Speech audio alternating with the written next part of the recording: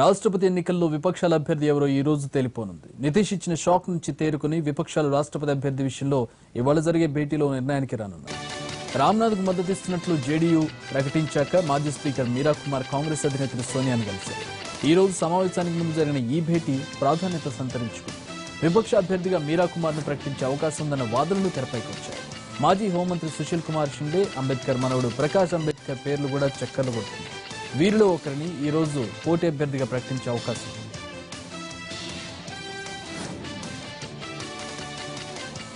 AP CM Chandrababu Naidu వల్ల ఢిల్లీకి వెళ్లనున్నారు. కర్నూలు జిల్లాలో పర్యటిస్తున్న చంద్రబాబు అక్కడి నుంచి చిత్తూరుకు వెళ్తారు. అక్కడ పలు కార్యక్రమాల్లో పాల్గొన్న అనంతరం ఢిల్లీకి బయలుదేరి వెళ్తారు. ఎన్డీఏ తరఫున రాష్ట్రపతి అభ్యర్థిగా రామ్నాథ్ కోవింద్ రేపు నామినేషన్ దాఖలు చేయనున్నారు. రేపు ఉదయం 11 గంటలకు ఆయన మొత్తం 4 సెట్ల నామినేషన్ పత్రాలు దాఖలు చేస్తారు. ఈ నామినేషన్ కార్యక్రమంలో పాల్గొనేందుకు టీడీపీ జాతీయ అధ్యక్షుడు ఏపీ సీఎం చంద్రబాబు నాయుడు ఢిల్లీకి వెళ్తున్నారు. 2 నామినేషన్ సెట్పై చంద్రబాబు సంతకం చేయనున్నారు. తెలంగాణ సీఎం కేసీఆర్ కూడా ఢిల్లీకి వెళ్లారు. వారం రోజుల పాటు హస్తినలోనే ఉండనున్నారు ఆయన. ఎన్డీఏ రాష్ట్రపతి అభ్యర్థి రామ్నాథ్ కోవింద్ నామినేషన్ దాఖలు కార్యక్రమంలో ఆయన పాల్గొంటారు. ఆ తర్వాత రాష్ట్రానికి కావాల్సిన పెండింగ్ నిధులపై కేంద్ర మంత్రులతో కలిసే అవకాశం ఉంది. సీఎం కంటి పంటి ఆపరేషన్ కూడా ఈ టూర్లోనే చేసుకునే అవకాశం ఉంది. ఆపరేషన్ కు ముందు 2 రోజుల పాటు మెడికేషన్ తీసుకోవాల్సి ఉండడంతో ఢిల్లీలోనే ఉండనున్నారు. గత నెలలోనూ కేసీఆర్ ఆసుపత్రికి వెళ్లి కొన్ని వైద్య పరీక్షలు చేయించుకున్నారు.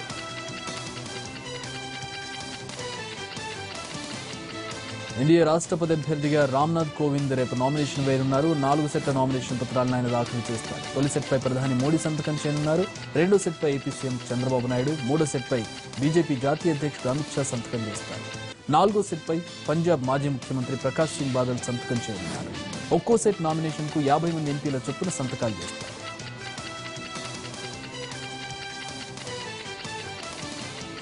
ఎన్డీఏ రాష్ట్రపతి అభ్యర్థి రామ్నాథ్ కోవింద్ మద్దతు కూడగట్టే ప్రయత్నాల్లో మునిగిపోయారు. ఢిల్లీలో పలువురు నేతలను కలిసే పనిలో బిజీగా గడుపుతున్నారు. బుధవారం మధ్యాహ్నమే బీజేపీ కురువృద్ధుడు మురళీ మనోహర్ జోషిని కలుసుకున్న కోవింద్ సాయంత్రానికి పార్టీ పెద్ద దిక్కైన ఎల్కే అడ్వాణీని మర్యాదపూర్వకంగా కలుసుకోనున్నారు. ఢిల్లీలోని అద్వానీ నివాసానికి వెళ్లిన కోవింద్ దాదాపు అరగంట పాటు ముచ్చటించారు. సేవ్ విశాఖ పేరుతో వైసీపీ అధినేత జగన్ ఇవాళ విశాఖలో మహాధర్నా నిర్వహిస్తున్నారు. విశాఖలో విలువైన భూముల్ని ప్రభుత్వం పెద్దలే బినామీ పేర్లతో కొట్టేస్తున్నారని వైసీపీ ఆరోపిస్తోంది. విశాఖలో జరుగుతున్న భూ కుంభకోణాలకు నిరసనగా వైసీపీ మహాధర్నాకు సిద్ధమైంది. టీడీపీ నేతలు కొల్లగొట్టిన భూములను కాపాడే వరకు తమ పోరాటం ఆగదంటున్నారు వైసీపీ నేతలు. జగన్ మహాధర్నా కోసం పార్టీ శ్రేణులు విస్తృతంగా ఏర్పాట్లు చేస్తున్నాయి. ఏపీలో ప్లీనరీలు నిర్వహిస్తున్న వైసీపీ తెలంగాణలోనూ ప్లీనరీ నిర్వహించేందుకు సిద్ధమైంది. ఇవాళ ఉదయం 10 గంటలకు ఎల్బీ నగర్లోని ఎస్ఎన్ రెడ్డి గార్డెన్స్ లో ప్లీనరీ నిర్వహిస్తోంది. దీనికి సంబంధించి ఏర్పాట్లు పూర్తయ్యాయి. ప్లీనరీకి వైసీపీ అధినేత జగన్ హాజరవుతారని పార్టీ నేతలు చెబుతున్నారు. ప్రభుత్వ ప్రజా వ్యతిరేక విధానాలు, వైఫల్యాలే ఎజెండాగా సమావేశంలో తీర్మానాలు ప్రవేశపెట్టనున్నారు. మరో అద్భుత ప్రయోగానికి ఇస్రో సిద్ధమైంది. పిఎస్ఎల్వి C-38 రాకెట్ ను ప్రయోగించనుంది ఇస్రో. నెల్లూరు జిల్లా శ్రీహరికోట రాకెట్ కేంద్రం నుంచి రేపు ఉదయం 9 గంటల 29 నిమిషాలకు 31 ఉపగ్రహాలను కక్షలో ప్రవేశపెట్టనుంది. ఇందులో భారత్కు చెందిన 712 కేజీల బరువున్న భూ పరిశీలన ఉపగ్రహం కార్టోసాట్ 2తో పాటు 30 నానో ఉపగ్రహాలు కూడా ఉన్నాయి. వీటిలో 14 దేశాలకు చెందిన 29 నానో ఉపగ్రహాలున్నాయి. ప్రయోగానికి 28 గంటల ముందు అంటే ఈ ఉదయం 6 గంటల 29 నిమిషాలకు కౌంట్డౌన్ ప్రారంభమైంది. నింగిలోకి పంపే 31 ఉపగ్రహాల్లో కార్టోసాట్ బరువు 712 కిలోలుండగా మిగతావన్నీ కలిపి 245 కిలోలు బరువు ఉన్నాయి.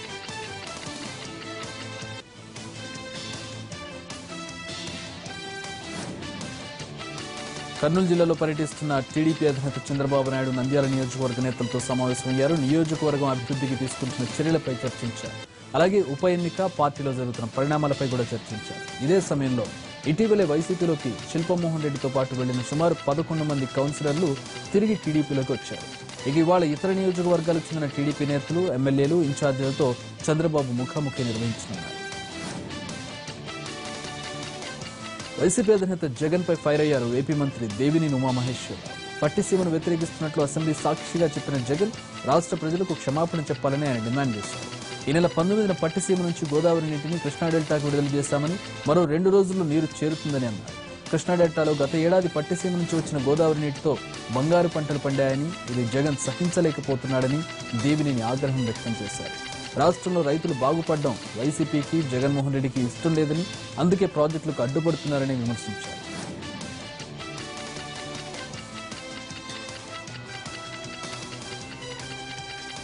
అవినీతిపై మాట్లాడే హక్కు వైసీపీకి లేదన్నారు ఏపీ మంత్రి అయ్యన్న పాత్రుడు.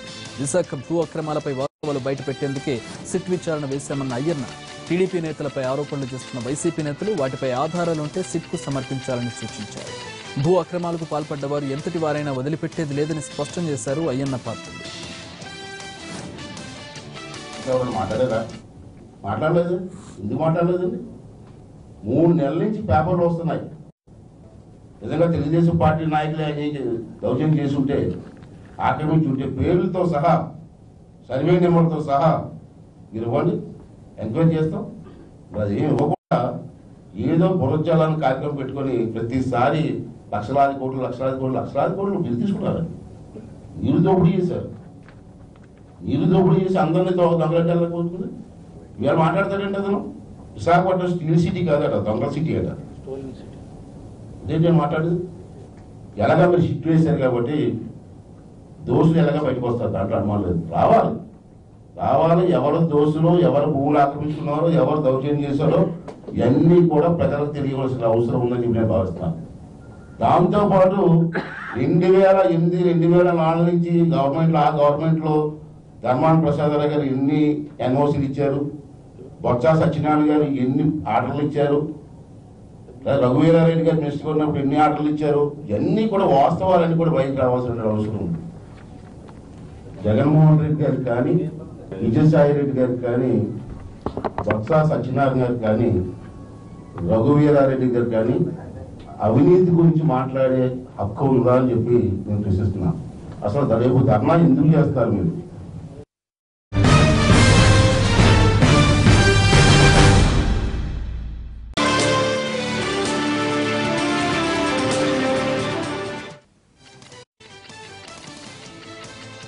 మైనార్టీల అభివృద్ధికి సీఎం చంద్రబాబు రాజీలేని కృషి చేస్తున్నారన్నారు ఏపీ మంత్రి సోమిరెడ్డి చంద్రమోహన్ రెడ్డి. కడపలో మైనార్టీ సంక్షేమ శాఖ ఆధ్వర్యంలో జరిగిన ఇఫ్తార్ విందులో ఆయన పాల్గొన్నారు. కడపలో హజ్ హౌస్ నిర్మాణానికి 12 కోట్ల రూపాయలు ముఖ్యమంత్రి మంజూరు చేయడం చారిత్రాత్మక నిర్ణయమన్నారు. ఈ సందర్భంగా పలువురు అర్హులైన ముస్లింలకు రంజాన్ తోఫా అందించారు.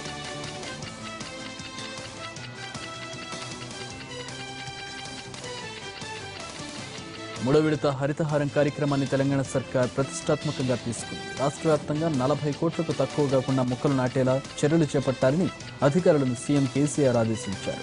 ఈ నేపథ్యంలో అన్ని జిల్లాల కలెక్టర్లతో CS SP Singh video conference నిర్వహించారు. హరితహారానికి తక్షణ ఏర్పాట్లు పూర్తి చేయాలని ఆదేశించారు. 40 కోట్ల మొక్కలు నాటడంతో పాటు వాటి రక్షణ చర్యలకు ప్రాధాన్యత ఇవ్వాలని కలెక్టర్లకు సూచించారు. అలాగే శాఖల వారీగా ఎవరిని మొక్కలు నాటాలనే విషయంపై పలు సూచనలు చేశారు. రాజకీయ జీవితం ఉన్నంత వరకు సిరిసిల్లను వదిలేది లేదన్నారు ఐటీ మంత్రి కేటీఆర్. సిరిసిల్ల అభివృద్ధిపై పుస్తకాన్ని ఆవిష్కరించిన కేటీఆర్ చేనేత కార్మికుల గౌరవంగా బతికే ఏర్పాటు చేస్తామని హామీ ఇచ్చారు. ఇప్పటికే నేత కార్మికుల సంక్షేమం కోసం 200 కోట్లు ఇచ్చామన్నారు కేటీఆర్. వచ్చే దసరా నాటికి 400 డబుల్ బెడ్రూమ్ ఇళ్లు నిర్మించిస్తామని హామీ ఇచ్చారు. సిరిసిల్లలో పర్యటించిన కేటీఆర్ పలు అభివృద్ధి కార్యక్రమాలకు శ్రీకారం చుట్టారు. ప్రతి స్కీమ్ కు ఆర్భాట ప్రచారం చేస్తూ గొప్పలు చెబుతున్నారంటూ సీఎం కేసీఆర్ పై మండిపడ్డారు శాసన మండలిలో విపక్ష నేత షబ్బీర్ అలీ. ఖరీఫ్ సీజన్ ప్రారంభమైన రైతులను పట్టించుకోవడం లేదని విమర్శించారు. గొర్రెల నుండి చేపల పంపిణీ వరకు అన్నింటిలోనూ తప్పుడు లెక్కలు చూపెడుతున్నారని షబ్బీర్ అలీ ఆరోపించారు. ముందస్తు ప్రణాళికలు లేకుండా వ్యవహరిస్తున్నారంటూ కేంద్ర రాష్ట్ర ప్రభుత్వాల తీరుపై ఆగ్రహం వ్యక్తం చేశారు షబ్బీర్ అలీ. తెలంగాణ సీఎంపై విమర్శలు చేశారు టీపీసీసీ చీఫ్ ఉత్తమ్ కుమార్ రెడ్డి. బంగారు తెలంగాణ అంటే 4 కోట్ల ప్రజలకు మేలు జరిగేలా ఉండాలన్నారు. కానీ ప్రస్తుతం కేవలం ఒక్క కుటుంబంలో 4గురికి మాత్రమే మేలు జరిగిందన్నారు. రైతు ఆత్మహత్యలో తెలంగాణ నెంబర్ 1 గా ఉందన్న ఉత్తమ్ ఒక్క రైతు కుటుంబాన్ని కూడా కేసీఆర్ ఇంతవరకు పరామర్శించలేదని మండిపడ్డారు.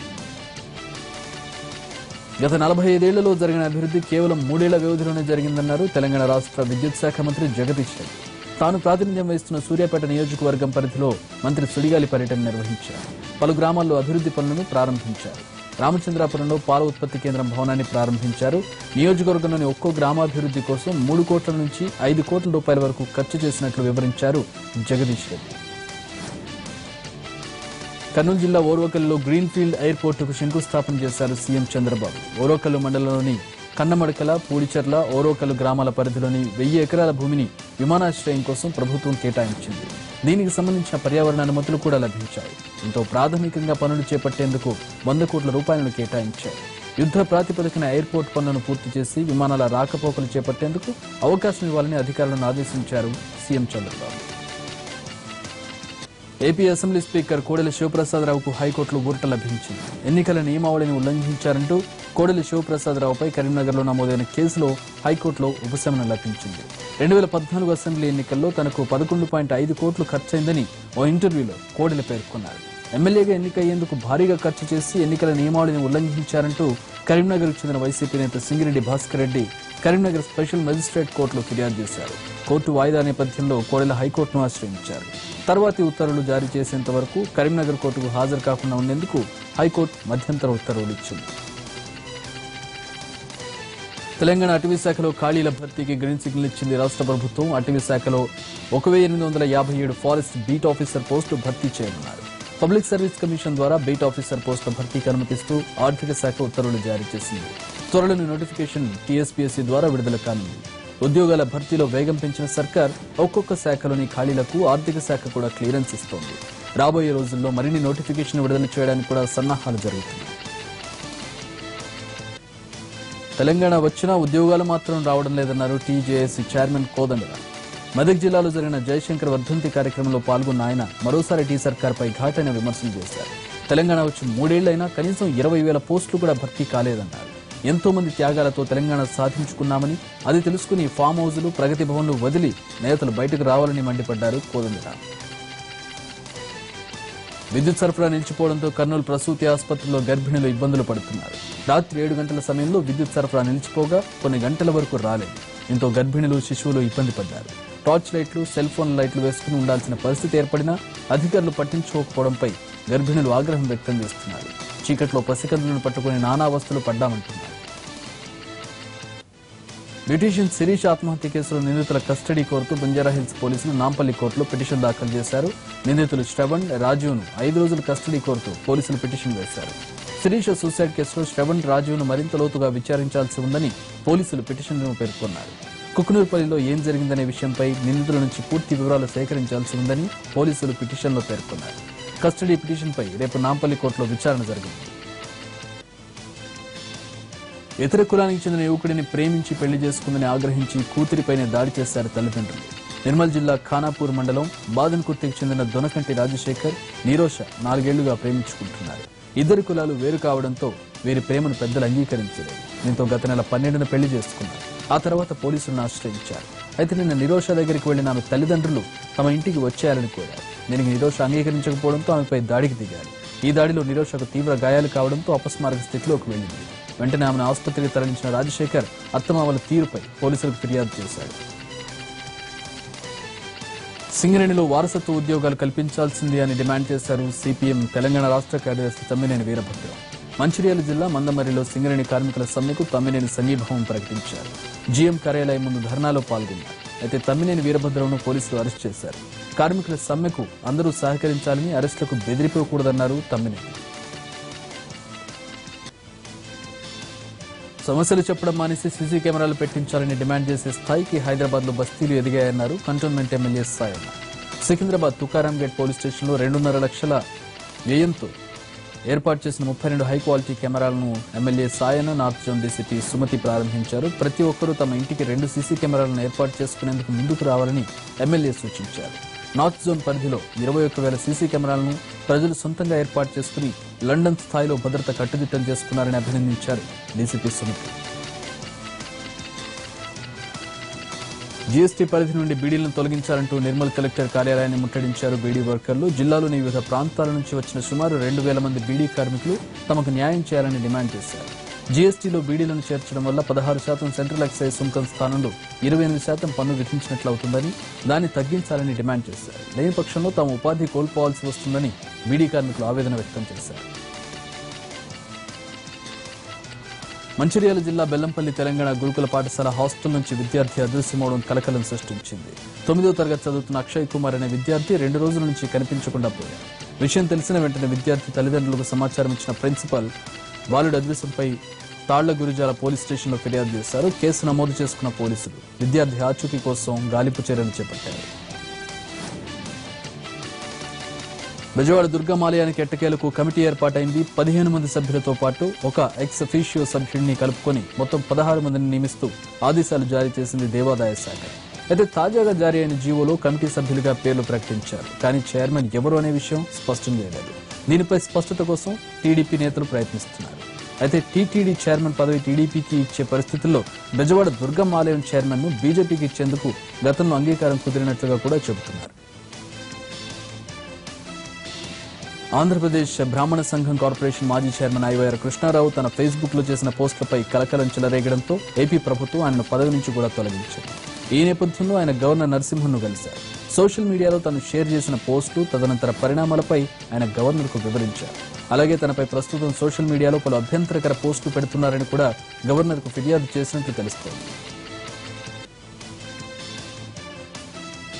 ఐవైఆర్ కృష్ణారావుపై అసభ్యంగా పోస్టింగ్లను పంపిన వారిపై చర్యలు తీసుకోవాలని డిమాండ్ చేశాయి బ్రాహ్మణ సంఘ నేతలు. అమరావతిలోని డీజీపీ కార్యాలయంలో ఫిర్యాదు చేసిన బ్రాహ్మణ సంఘాల నాయకులు ప్రభుత్వ ప్రధాన కార్యదర్శిగా పనిచేసిన వ్యక్తిని కించపరిచే విధంగా పోస్టింగులు పంపడం దారుణమని ఖండించారు. ఐవైఆర్ను కనీసం వివరణ కూడా కోరకుండా చైర్మన్ పదవి నుంచి తప్పించడంపై అభ్యంతరం తెలిపారు. బ్రాహ్మణులను అవమానించే విధంగా వ్యవహరించారని ఆవేదన వ్యక్తం చేశారు. ఐవైఆర్కు అన్ని విధాలుగా అండగా ఉంటామన్నారు బ్రాహ్మణ సంఘాల నాయకులు.